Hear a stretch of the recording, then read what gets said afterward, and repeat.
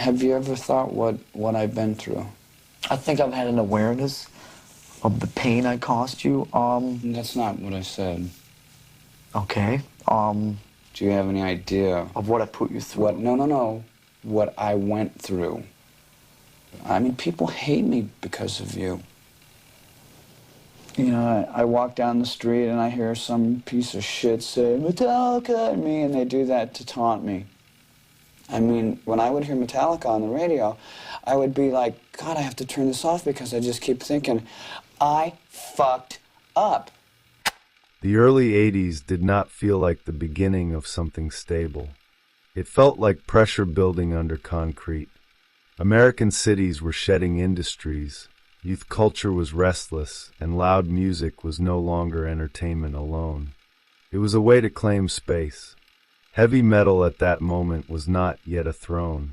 It was a crowded room, a dim stage, an arena still being assembled plank by kids who believed volume could carve identity into noise. Los Angeles was not unified in this hunger. Scenes fractured by geography and attitude. Glam metal glittered in one corner, fast and theatrical, hungry for attention and polish. In another, smaller and rougher, something harsher was forming. It had speed, anger, and an almost ascetic refusal of spectacle. This was not music built for seduction. It was built for endurance. The sound moved like machinery pushed past safety limits, precise yet unstable, driven by young men who wanted the music to prove something about them. Metallica and Megadeth emerged from this same pressure field, though at first they were not names, not banners, not empires. They were forces looking for structure. Rehearsal rooms, cheap gear, flyers taped to poles, long nights spent chasing a sound that felt heavier than what already existed. At this stage there was no rivalry, only gravity. Bands pulled toward similar solutions because the problems were shared. How fast could a riff go before it collapsed? How much aggression could be disciplined into form? How much control could be imposed without killing momentum? The Bay Area scene intensified this search. Clubs became testing grounds. Speed became currency. Precision became reputation. Thrash metal was not yet a genre with rules. It was a moving frontier. Those who crossed it first defined what counted as legitimate territory. Recognition came not from charts but from word of mouth, from the echo of a set that left the room stunned. In that environment, identity was fragile. It had to be asserted repeatedly. A band was only as strong as its last performance, its last tape, its last rumor. Metallica initially functioned less like a band and more like a structure under construction. Parts were interchangeable. Roles were fluid. The emphasis was not on personality, but on cohesion. The music was designed to feel unified, relentless, like a wall advancing forward. Megadeth, though not yet formed, would grow from a different impulse. It would orbit virtuosity, complexity, and a sharper edge of confrontation. But at the beginning, this difference had not yet hardened into contrast. It existed as potential. Rivalries rarely announced themselves.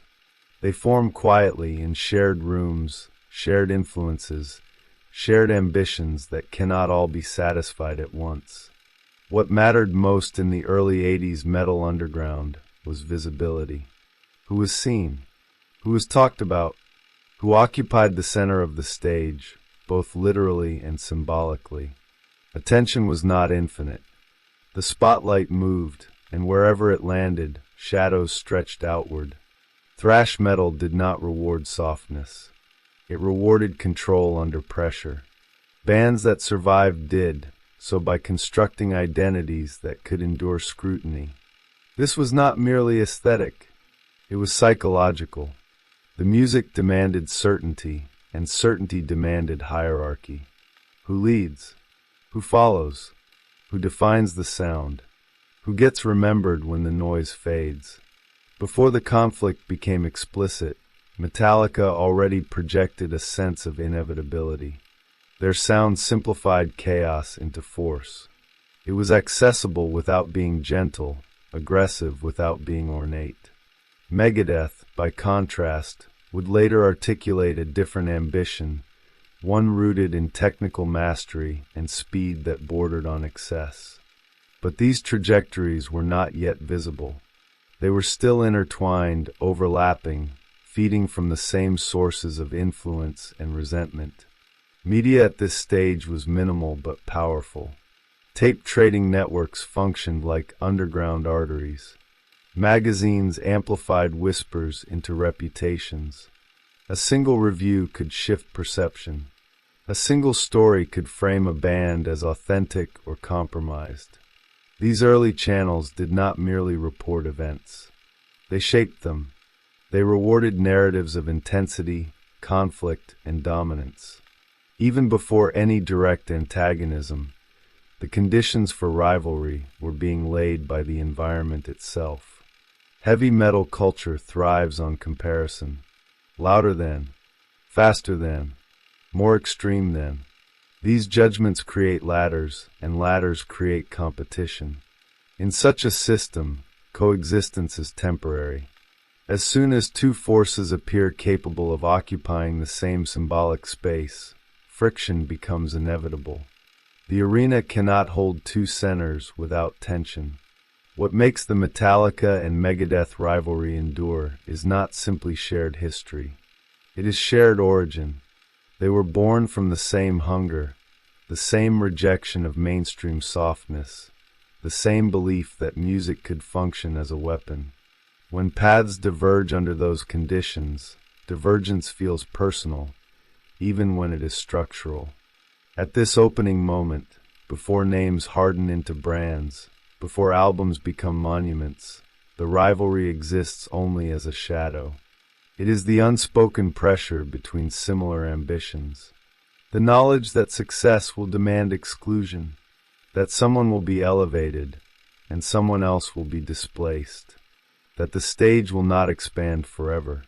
This is the world before the fracture, a scene vibrating with potential, young musicians testing limits, attention pooling unevenly, identities forming under stress. The conflict has not yet surfaced, but the conditions that will make it unavoidable are already locked in place. The arena is built. The spotlight is warming. The collision is only a matter of time. Metallica did not begin as a statement of individuality. It began as an attempt at alignment. James Hetfield and Lars Ulrich were not searching for self-expression in the romantic sense. They were assembling a structure that could hold power. Hetfield brought restraint, a controlled aggression shaped by isolation and discipline. Ulrich brought ambition, an instinct for positioning, an almost strategic awareness of where influence circulated. Together they gravitated toward cohesion. The early Metallica sound was less about virtuosity than about force held together. Riffs locked into each other. Songs marched forward. The band identity mattered more than any single voice inside it. This orientation shaped everything that followed. Metallica would consistently privilege unity over excess, impact over intricacy. Even when the music grew more complex, it retained a sense of mass. Their compositions felt architectural, designed to fill space and dominate it. Psychologically, this reflects a collective persona. The band functioned as a single organism. Individual egos were subordinated to the image of the whole. This does not erase ambition. It channels it upward, toward expansion rather than differentiation. Dave Mustaine entered this structure carrying a different charge. His relationship to music was more explicitly competitive. He did not seek cohesion first. He sought recognition. Technically gifted, restless, and volatile, Mustaine embodied a sharper edge of the thrash impulse. His playing emphasized speed, complexity, and confrontation. Where Metallica aimed for solidity, Mustaine pushed toward intensity. This difference was not merely stylistic.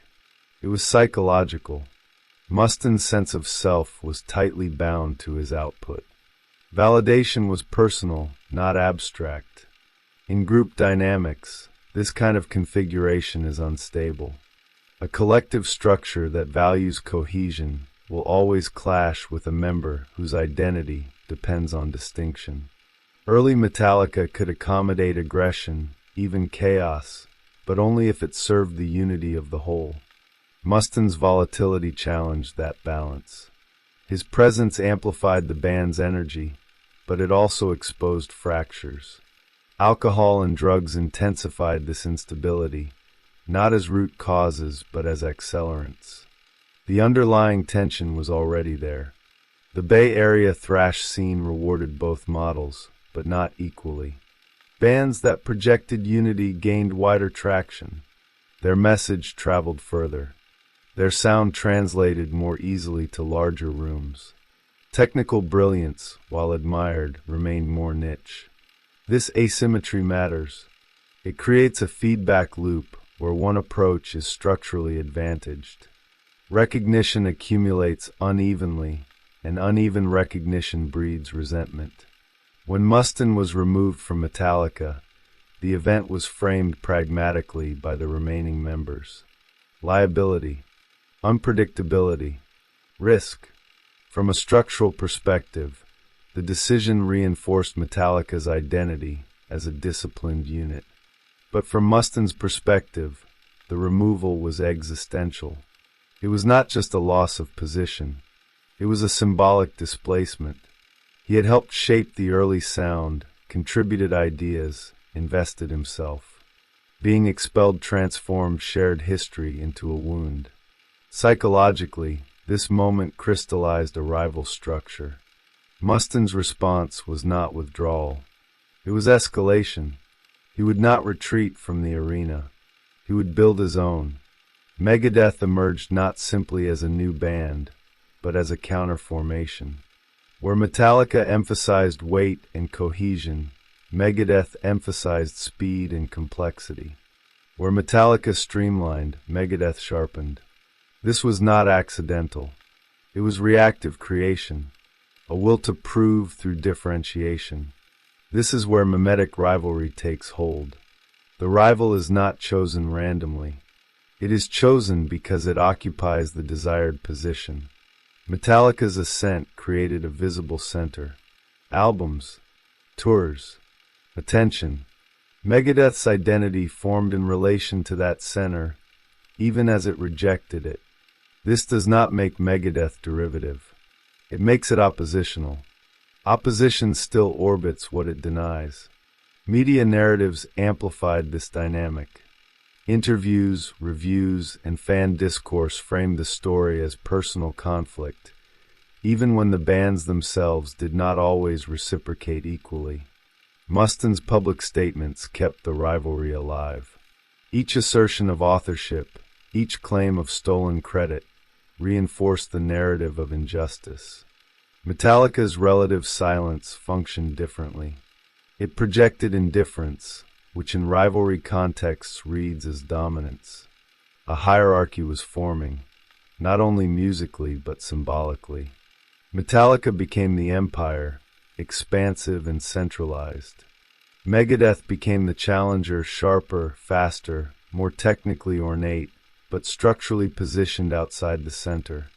This positioning shaped audience perception. Fans aligned themselves not only with sound, but with attitude. Loyalty became identity. Choosing a band became choosing a stance toward power, authenticity, and recognition. By the mid-'80s, the rivalry was no longer latent. It was encoded into the music, the interviews, the reception. Each band's trajectory reinforced the contrast. Metallica refined its control, broadening its reach without abandoning its core. Megadeth doubled down on intensity, complexity, and a rhetoric of integrity. These paths were not merely artistic choices. They were responses to the same formative rupture. The foundations of the rivalry are therefore not reducible to personality conflict or substance abuse. Those elements matter, but they sit atop deeper structures. Two different psychological orientations toward power, recognition, and identity collided within a single formative space. When separation occurred, the collision did not dissipate. It externalized. What had been internal tension became cultural opposition. At this stage, the rivalry is fully formed in principle, though not yet in scale. The arena has expanded. The spotlight is brighter. The symbolic positions are clear. What remains is escalation, how events, albums, and public narratives will transform this foundational fracture into a defining myth of metal culture. The first movement of escalation did not arrive through open confrontation. It arrived through output. Records functioned as territorial claims. In the mid-'80s, albums were not just collections of songs. They were declarations of presence. Metallica's early releases established a sense of scale that exceeded the underground without fully abandoning it. The music sounded disciplined, deliberate, engineered for momentum. Each release reinforced the idea that this band was not experimenting. It was consolidating. Megadeth's early material answered that consolidation with acceleration. Where Metallica refined, Megadeth intensified. The tempo sharpened. The arrangements became denser. The aggression turned more angular. This was not simply an artistic choice. It was a strategic differentiation. Megadeth positioned itself as the band that refused simplification. Complexity became its banner. Technical difficulty became proof of legitimacy. The music carried an undercurrent of urgency, as if every track needed to demonstrate something that had been denied. This divergence began to attract attention.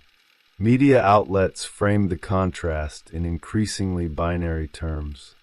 One band was described as precise and powerful, the other as ferocious and uncompromising. These descriptions hardened into archetypes. Listeners were invited to choose sides, often without being explicitly told to do so. The act of listening became a form of alignment. Preference implied judgment. Metallica's growing success amplified this dynamic. As their audience expanded, so did their symbolic weight. They were no longer just participants in a scene. They were emerging as its center. Larger tours, better production, broader exposure.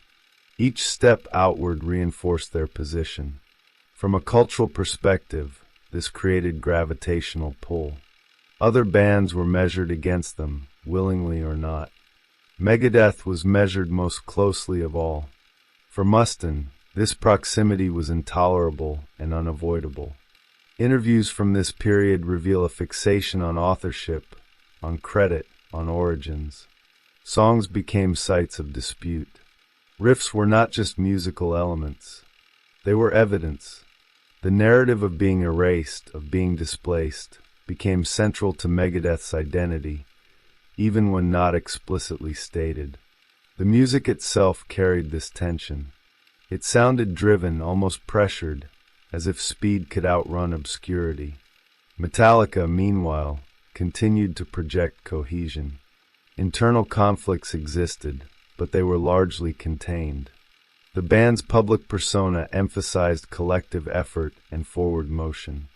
This difference in outward expression mattered. Rivalries feed on asymmetry. When one side appears consumed by the conflict and the other appears indifferent, the imbalance intensifies. Silence becomes power. Response becomes exposure. The escalation was not limited to words. It unfolded sonically.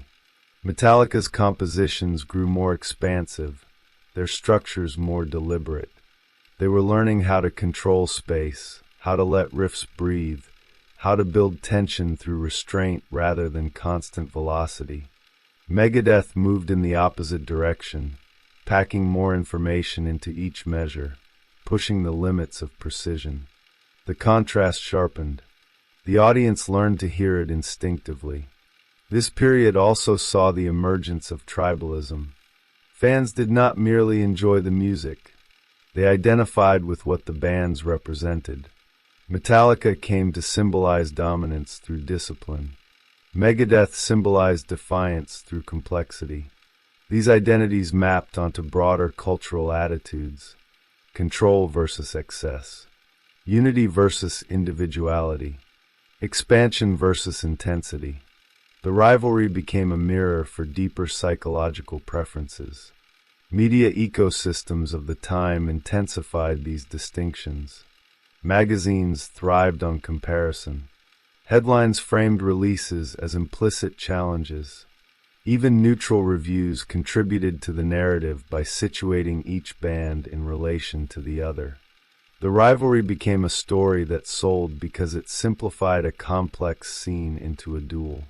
In doing so, it amplified both bands, but not equally. The center gained mass faster than the challenger. Events offstage fed the myth as well. Personnel changes, public statements, and anecdotes circulated endlessly. Each retelling hardened positions. The story became less about what actually happened and more about what it symbolized.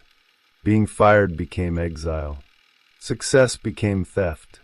Silence became arrogance. These interpretations mattered more than factual precision. They shaped perception, and perception shaped allegiance. The first major inflection point arrived when Metallica released work that demonstrated not just technical competence, but emotional control. Their music began to feel inevitable, as if it could not have unfolded any other way. This sense of inevitability is crucial in cultural dominance. It creates the impression that success is deserved, natural, almost preordained. Against this, Megadeth's output felt urgent, brilliant, but strained. The effort was audible. This is not a judgment of quality. It is a reading of symbolic effect. Megadeth's music demanded attention. Metallica's music commanded it. That distinction altered the balance of the rivalry. The challenger was now clearly defined as such. The empire was taking shape. Walls were being built not to keep others out, but to mark territory. As this first phase closed, the rivalry had moved from personal rupture to public structure. It was no longer about who left which band. It was about who occupied the center of the genre. The escalation had begun, not through confrontation, but through accumulation. Albums stacked like monuments. Audiences aligned like banners. The arena grew larger, and the distance between center and periphery became harder to ignore. What followed would not be quieter. The pressure had been set. The collision was gaining speed. The next movement would turn this structured opposition into something louder, sharper, and impossible to dismiss. The second phase of escalation unfolded when success stopped being abstract and became measurable. Sales figures, chart positions, and audience size entered the conversation, even when artists pretended they did not matter. Metallica crossed a threshold where their presence could no longer be contained within the underground. They were no longer only shaping thrash metal. They were shaping expectations around what heavy music could become. This shift altered the terrain of the rivalry. The arena expanded, and with expansion came visibility that distorted everything it touched. Metallica's growing reach did not dilute their authority within metal culture. On the contrary, it amplified it. Their sound retained weight while becoming more legible to a wider audience. This balance was crucial. It suggested mastery. They could simplify without weakening, broaden without dissolving. In symbolic terms, they were learning how to rule space. Each release felt less like a challenge and more like a consolidation of power. The band's image grew heavier not because it resisted change, but because it absorbed it. Megadeth responded by sharpening its edge even further. The music became faster, more intricate, more confrontational in tone. Albums from this period radiated precision, almost surgical in their execution. Where Metallica slowed down to gain mass, Megadeth accelerated to maintain distinction. This was escalation through intensity. The message was clear even when unspoken. If the center was becoming smoother, the periphery would become sharper. If the empire expanded, the challenger would become more lethal. This divergence created a paradox. Megadeth's technical brilliance earned respect, but it also reinforced a ceiling. Complexity can intimidate. It rewards those already inside the culture, while alienating those approaching from the outside. Metallica's restraint functioned differently. It invited entry. The riffs were still heavy, but they were intelligible. The structures were still aggressive, but they were navigable. This difference translated directly into cultural gravity. Media narratives adapted accordingly. Metallica began to be framed as leaders, sometimes reluctantly, sometimes with reverence. Megadeth was framed as the conscience, the uncompromising alternative, the band that refused to bend. These roles are not equal in a mass culture. Leadership carries amplification. Conscience carries tension. One accumulates power. The other accumulates pressure. The rivalry intensified through contrast rather than contact. Direct interaction between the bands remained minimal, but the symbolic dialogue was constant. Every Metallica release that broadened their sound was interpreted by some as betrayal and by others as evolution. Every Megadeth release that doubled down on aggression was interpreted by some as integrity and by others as fixation. The bands did not need to speak to each other. The culture spoke for them. Psychologically, this stage deepened the asymmetry. Metallica's identity was increasingly externalized. Their sense of self aligned with their position in the world. Success reinforced cohesion. Megadeth's identity remained internalized, driven by a need to assert value against perceived erasure. This internal pressure fueled remarkable output, but it also tethered the band's narrative to comparison. The rival remained a reference point, even as Megadeth carved its own legacy. Fan communities intensified this dynamic. Loyalty hardened into doctrine. To prefer one band was to reject the other, often in absolute terms. Nuance collapsed under tribal identification. Online forums, magazines, and later digital spaces became arenas where these identities were rehearsed and reinforced. The rivalry stopped being about two bands and became about what kind of listener one claimed to be. Taste became allegiance. Metallica's experimentation during this period further inflamed the discourse. When they altered their sound, the reaction was polarized. Some saw expansion as courage. Others saw it as surrender. But regardless of interpretation, the move reaffirmed Metallica's centrality. Only a band with dominance can afford to redefine itself publicly.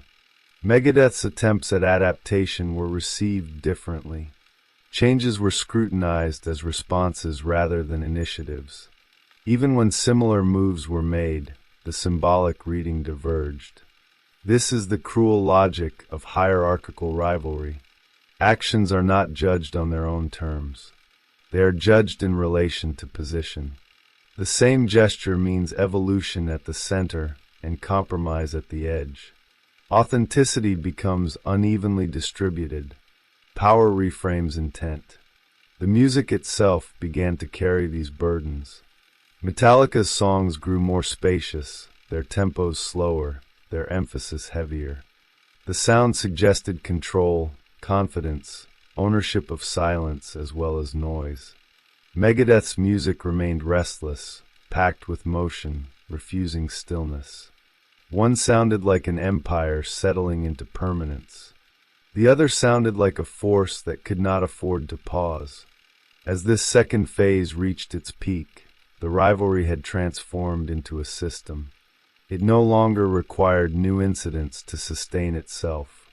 It was self-reinforcing. Each success, each risk, each perceived misstep fed the narrative. The audience had learned how to read the signs. The myth had structure now. Roles were assigned. Expectations were fixed. The next movement would test these structures under strain. When both bands confronted limits, creative, commercial, and psychological, the rivalry would no longer be defined only by assent. It would be defined by how each responded to pressure, fatigue, and the weight of their own legends. The third movement of escalation began when momentum itself became a burden. By the early 90s, both Metallica and Megadeth had achieved forms of success that demanded maintenance rather than conquest. The rivalry entered a new phase, no longer driven by ascent alone, but by how each band managed the weight of what it had already built. Pressure shifted inward. The question was no longer who could rise faster, but who could endure transformation without collapse. Metallica confronted this moment from the center of the arena. Their dominance was no longer disputed. They occupied the largest stages, the brightest spotlight, the most expansive audience. With this position came a new kind of risk: stagnation, repetition, becoming a monument rather than a force. Their response was radical simplification. The sound grew heavier but slower, more focused on groove, space, and physical impact. This move was not subtle. It was a declaration that Metallica no longer needed speed to assert power. They could slow time itself. Culturally, this decision redefined the boundaries of metal. It brought the genre closer to the mainstream without stripping it of menace. The music felt unavoidable. It moved like a wall rather than a blade. For many listeners, this was an entry point. For others, it was an exit. The reaction mattered less than the effect. Metallica reshaped the center by expanding it, pulling metal into spaces it had never fully occupied before. Megadeth faced the same historical moment from a different position. Their success was real, substantial, and respected, but it existed in the shadow of a larger structure. When Metallica slowed down, Megadeth was forced to choose how to respond. Matching the shift risked confirming accusations of imitation. Rejecting it risked marginalization. The band opted for a complex negotiation. They refined their sound, polished production, and introduced greater clarity, while maintaining technical aggression. The result was music that balanced accessibility and precision, but always under scrutiny. This period intensified the psychological dimension of the rivalry. Metallica's transformation was framed as authority. Megadeth's adjustments were framed as reaction.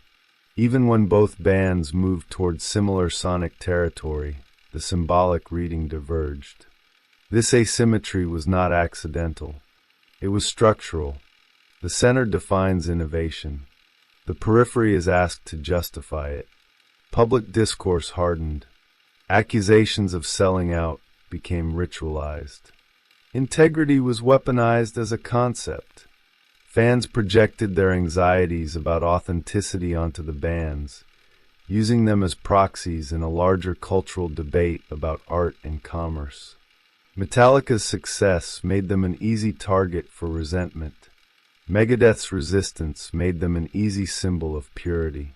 Neither label captured the full reality, but both fueled the myth. Internally, the pressure manifested differently. Metallica turned inward, confronting identity, cohesion, and emotional exhaustion. Their music reflected this introspection, sometimes clumsily, sometimes brutally. Albums from this era sounded less like commands and more like documents of strain. The confidence remained, but it was fractured. Megadeth's internal dynamics remained volatile, marked by control and instability. Leadership hardened. The band became increasingly identified with a singular will, relentless and uncompromising.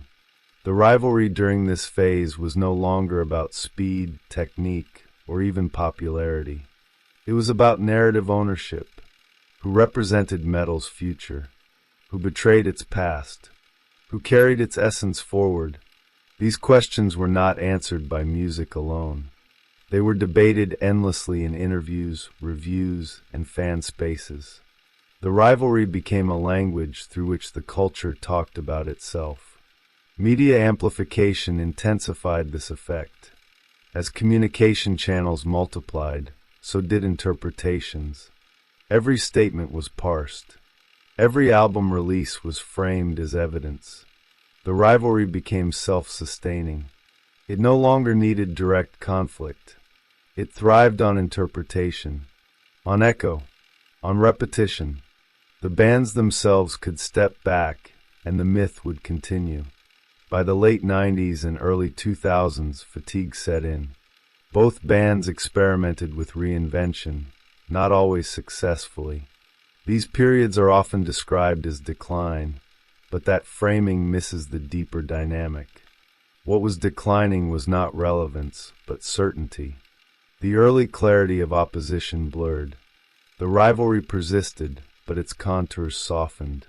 It became less about direct comparison and more about legacy and motion. Yet even in this diffusion, the rivalry did not dissolve. It transformed. It became historical rather than immediate. New generations encountered it as a story already told, a myth inherited rather than lived. Albums from both bands were no longer judged solely against each other, but against their own pasts. The weight of history pressed harder than the presence of the rival. This third movement closes not with resolution, but with entrenchment. The rivalry survived because it adapted. It shifted from a struggle for dominance to a struggle for meaning. Both bands carried scars from the escalation, but also permanence. They had outlasted peers. They had shaped the terrain others now navigated. The stage was quieter, but the structures remained. The arena still stood. The spotlight still moved. What came next was not another battle, but interpretation. The rivalry had completed its transformation from active conflict into cultural symbol. By the time the rivalry settled into collective memory, it had already exceeded the boundaries of music. Metallica and Megadeth were no longer only bands. They were reference points, symbols through which metal culture negotiated questions of power, legitimacy, and belonging. The conflict functioned less as a feud and more as a framework. It offered listeners a way to position themselves within a complex cultural field that often resisted articulation. At its core, the rivalry produced a durable binary that simplified an otherwise fragmented scene. Metallica came to represent consolidation, scale, and command of space. Megadeth came to represent resistance, precision, and the refusal to yield. These identities were not absolute truths. They were symbolic shortcuts. They allowed fans to map their own values onto the bands, turning preference into identity. In doing so, the rivalry provided metal culture with a narrative spine, something it had rarely possessed with such clarity. This binary fueled tribalism, but it also fostered cohesion. Conflict, when stabilized, binds communities as much as it divides them. Fans argued, but they argued within a shared myth. The rivalry created an arena where disagreement could unfold without threatening the culture itself. Choosing a side was less about exclusion and more about affiliation. It was a way to declare how one understood authenticity, ambition, and artistic purpose. Media played a decisive role in this transformation. Coverage rarely treated the bands as isolated phenomena. They were framed relationally, each appearance echoing against the other. This framing amplified the rivalry beyond the intentions of the artists. It created feedback loops where perception reinforced narrative and narrative reshaped perception. The rivalry became an object of consumption, reproduced endlessly through articles, interviews, and later digital discourse. Technology intensified this effect.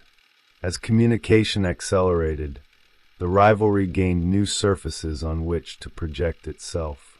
Online forums, comment sections, and social media extended the arena indefinitely. Arguments once confined to magazines or record stores became permanent and global. The conflict did not fade with time.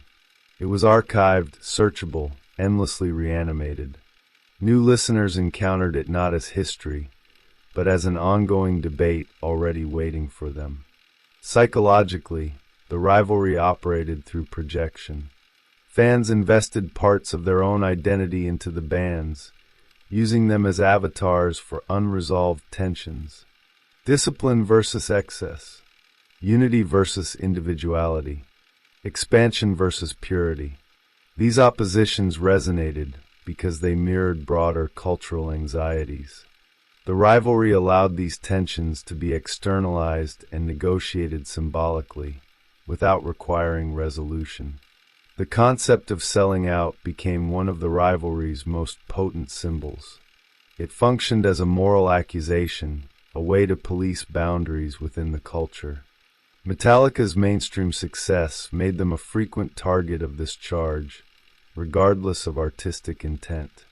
Megadeth's positioning as uncompromising granted them a form of moral capital, even when their own choices complicated that image. The accusation mattered less than its function. It kept the rivalry morally charged, transforming aesthetic decisions into ethical ones. This moralization of sound shaped the genre's evolution. Bands that followed were forced to navigate the terrain carved by the rivalry. Success invited suspicion. Experimentation invited judgment. The path forward was no longer neutral. It was already inscribed with meaning. To sound accessible was to risk comparison. To sound aggressive was to risk marginalization. The rivalry thus acted as a gatekeeper, influencing not only taste but creative strategy. The symbolic economy of metal adjusted accordingly.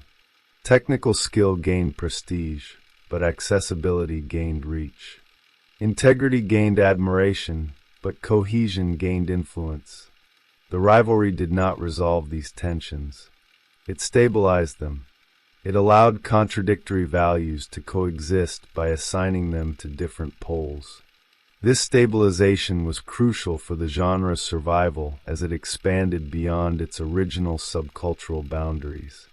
Over time, the rivalry's emotional charge softened, but its structural role remained. It became a reference model, invoked whenever questions of authenticity, dominance, or legacy arose. Even bands far removed from thrash metal found themselves measured against the logic established by Metallica and Megadeth. The rivalry became a lens, a way of seeing cultural conflict rather than a conflict in itself. In this sense, the rivalry achieved mythic status. Myths endure not because they are resolved, but because they remain useful. They offer orientation. They explain why the terrain looks the way it does. Metallica and Megadeth's opposition explained metal's internal contradictions in a way that felt intuitive, almost natural. It made complexity legible through narrative. What began as a rupture between individuals became a durable structure of meaning. The rivalry shaped how metal understood success, failure, evolution, and betrayal. It provided a language for discussing power without naming it directly. Even as musical trends shifted and generations changed, this language persisted, embedded in discourse, memory, and expectation. By transcending the bands themselves, the rivalry secured its place in cultural history. It no longer required new albums or statements to sustain itself. It existed as a pattern, a symbolic architecture through which metal culture continued to interpret itself. The conflict had become a tool, not a wound, a mirror rather than a weapon. The final movement does not ask whether the rivalry ended. It asks what remains when a conflict outlives its original conditions. What persists when the arena empties, but the structure still stands. In its current form, the Metallica and Megadeth rivalry exists less as an active confrontation and more as a sedimented structure. It has hardened into layers of memory, expectation, and interpretation that no longer require direct participation from the artists themselves. Time has not erased the conflict. It has reorganized it. What was once volatile has become architectural, part of the landscape through which metal culture continues to move. Metallica's position today reflects the long arc of consolidation. They remain an institution capable of filling arenas and commanding attention with a weight that extends beyond any single release. Their music is no longer evaluated primarily as innovation, but as continuation. Each new work is read against a vast archive, not against a rival. This is the fate of dominance.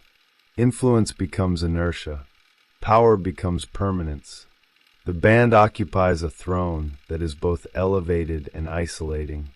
Megadeth's legacy functions differently. Their history is marked by persistence rather than expansion. They are remembered as a band that refused disappearance, that maintained intensity across decades of instability. The narrative of defiance remains central. Even when musical directions shifted, the image of resistance endured. This endurance carries symbolic value. It frames Megadeth as proof that opposition can survive without conquest, that presence does not require centrality. The rivalry between them now operates as a reference point rather than a tension. It is invoked when discussing authenticity, ambition, and the costs of success. It appears in retrospectives, debates, and cultural shorthand. New listeners encounter it as a story already complete, even though its implications are still unfolding. The conflict has become educational, a case study embedded in collective memory. What is striking is the absence of closure. There is no final reconciliation that resolves the symbolic imbalance. Occasional moments of civility or collaboration do not dissolve the underlying structure. The rivalry does not need hostility to persist. It is sustained by contrast, by the fact that both bands exist, both endured, both shaped the genre in incompatible ways. This incompatibility is the key to the rivalry's longevity. Metallica and Megadeth represent two viable responses to the same historical pressure. One response sought cohesion, expansion, and control of space. The other sought differentiation, intensity, and mastery through complexity. Neither path invalidates the other. Together, they map the limits of what metal could become in the late 20th and early 21st centuries. Culturally, the rivalry continues to function as a sorting mechanism. Listeners still align themselves, consciously or not, with one pole or the other. Even those who reject the binary do so in relation to it. The framework remains useful because it externalizes difficult questions about art and power. It allows debate without requiring consensus. It sustains engagement without demanding resolution. The aftermath of the rivalry is therefore not peace, but clarity. The genre learned how to accommodate contradiction without collapse. It learned that expansion and resistance could coexist, that dominance did not erase opposition, and that opposition did not prevent legacy. This lesson extends beyond metal. It speaks to how cultures metabolize conflict, turning rupture into structure. As years pass, the rivalry's emotional charge diminishes, but its explanatory power remains. It continues to illuminate why certain choices resonate and others provoke backlash. It explains why success can feel like betrayal and why integrity can feel like confinement. These tensions are not resolved by time. They are managed by narrative. Metallica and Megadeth no longer need to perform the rivalry. The culture performs it for them. Each new generation reenacts the debate, projecting contemporary concerns onto an inherited myth. The bands become symbols that outgrow their creators. Their music becomes evidence and arguments that extend far beyond the original context. In this sense, the rivalry achieved its final form by refusing to end. It persists as a structure of thought rather than a sequence of events. It offers a way to understand the relationship between center and periphery, power and resistance, unity and fragmentation. It remains relevant not because the conflict is ongoing, but because the conditions that produced it never disappeared. The legacy of Metallica and Megadeth's rivalry is not a winner or a loser. It is a map of how cultural power forms, how it is challenged, and how both forces leave lasting marks on the terrain they shape. The arena may be quieter now, but its foundations are intact. And as long as heavy music wrestles with questions of authenticity, ambition, and scale, the shadow of this rivalry will continue to stretch across its stage.